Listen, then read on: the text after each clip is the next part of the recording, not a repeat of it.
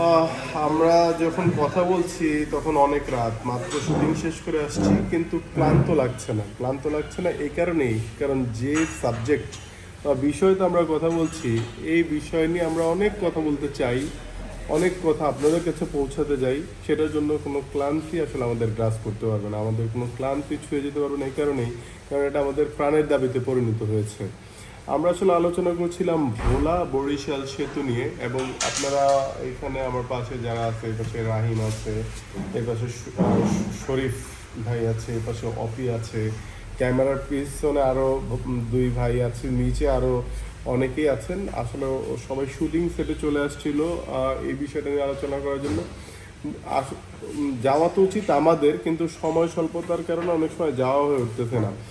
আর ভোলা বরিশাল সেতুর গুরুত্ব কতখানি এইটা আসলে না আর বলতে চাচ্ছি না, কারণ এইটার গুরুত্ব মানুষ জীবন দিয়ে বারংবার প্রমাণ করতেছে ভোলাবাসীরা। একদম মানে বিষয়গুলো এরকম হয়ে যাচ্ছে যে ডাক্তার কাছে যখন বরিশালে নিয়ে আসা হচ্ছে রুগীদেরকে, ঢাকায় নিয়ে আসা হচ্ছে, তখন ডাক্তাররা বলে যে আসলে 2টা ঘন্টা যদি আগে নিয়ে আসতে পারতেন তাহলে হয়তো রুগীটা সার্ভাইভ করে যেত। ঢাকায় ওই একই গল্প। তখন আসলে স্বজনদের ব্যথা কিন্তু কমে না, বাড়ে। এবং শুধু স্বজনদের যে ভোলাবাসীদের যে ব্যথা বাড়ে বুকের তা না, দীর্ঘ নিঃশ্বাস বাড়ে, অভিশাপ বাড়ে। যারা এই দায়িত্বে রয়েছেন আপনাদের উপরে লিটারালি অভিশাপ যায় ভোলাবাসীদের। কারণ ভোলা হচ্ছে এমন একটা জায়গা, বাংলাদেশ থেকে বিচ্ছিন্ন একটা জায়গা আসলে বলা যায়, বিচ্ছিন্ন ইন সেন্স যে মূল সড়কের সাথে কোনো যোগাযোগ নেই ভোলার সাথে।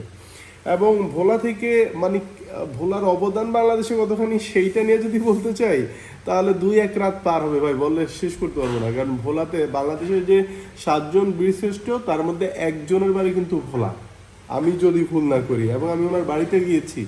হ্যাঁ, তো ওনার বাড়িতে যে ঢুকবো যে রাস্তা, সেইটারও দশ আমি দেখে আসছিলাম।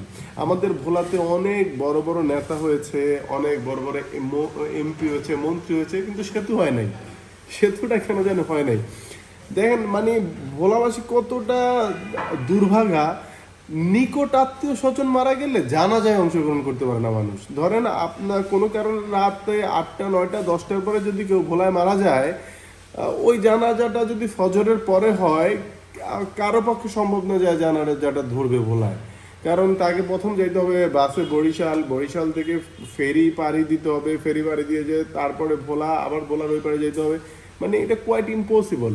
আবার মানে এই এই যে দুঃখ যে নিকট আত্মীয়র জানাজায় অংশগ্রহণ করতে না পারে, কেন? যাওয়ার ওয়ে নাই আসলে। কারণ রাত 10টার পরে লঞ্চ বন্ধ। কিছুদিন আগে তারা 8 পর্যন্ত ছিল, এখন রাত 10টা পর্যন্ত একটা লঞ্চ পাওয়া যায় আর কি। তো এই যে গল্পগুলো বলছি, রূপকথার মতো শোনা যাচ্ছে বা আরব রচনীর মতো শোনা যাচ্ছে, বাট এগুলো বাস্তবতা। এইটাই ঘটতেছে বাংলাদেশে 2026-এর দ্বার প্রান্তে, এবং প্রত্যেকটা ভোলাবাসীর সাথেই এই গল্প এবং এই ঘটনা।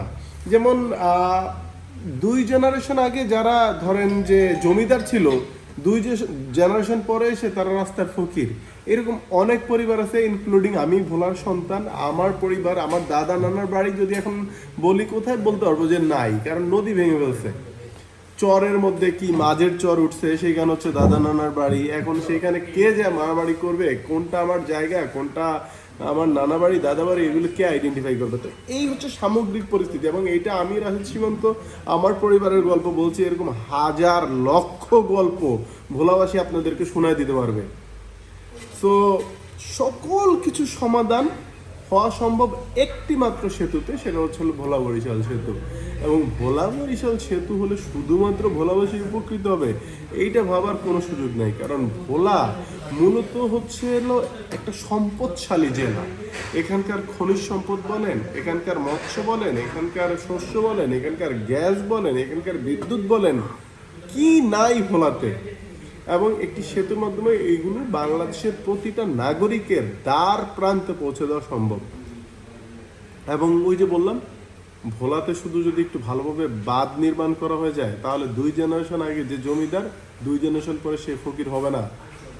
হ্যাঁ, তো সামগ্রিক বিষয় নিয়ে এত কথা বলার একটাই কারণ, আমাদের একটা সেতু চাই। আমরা ক্ষমতা চাচ্ছি না ভাই, আপনাদের চেয়ার চাচ্ছি না, আমরা চাচ্ছি আমার মৌলিক অধিকার। একটা দেশে বাঁচার নাগরিকের যে মৌলিক অধিকার আছে, ন্যূনতম খাদ্য, বস্ত্র, শিক্ষা, বাসস্থান, চিকিৎসা, এইগুলো নিশ্চিতকরণের জন্য সংশ্লিষ্ট কর্তৃপক্ষ হচ্ছে দৃষ্টি দিবে, এবং সেইটা সহজ হয় যদি আমাদের ভোলার সাথে একটি সড়ক পথে যোগাযোগ থাকে, খুব দ্রুত সময় সম্ভব ভোলাতে যাওয়া, ভোলা থেকে আসা। তো সব মূল কথা হচ্ছে একটাই, অনেক কথা বলে ফেলছি অনেক রাতে, কিন্তু মূল কথা একটাই, এই মুহূর্তে আমরা ভোলা বরিশাল সেতুর ঘোষণা চাই এবং সেইটার দৃশ্যমান বাস্তবায়ন চাই। অতএব এই মুহূর্তে সব কিছুর ঊর্ধ্বে গিয়ে দাবি মোদের একটাই, ভোলা বরিশাল সেতু চাই। আশা করি আমাদের এই দাবির প্রতি সম্মান জানিয়ে 22 থেকে 30 লক্ষ মানুষের জীবনের কথা চিন্তা করে, তাদের বাংলাদেশের নাগরিক হিসেবে বিবেচনা করে অতি সত্বর ভোলা বরিশাল সেতুর কাজের উদ্বোধন করবে। ধন্যবাদ সবাই।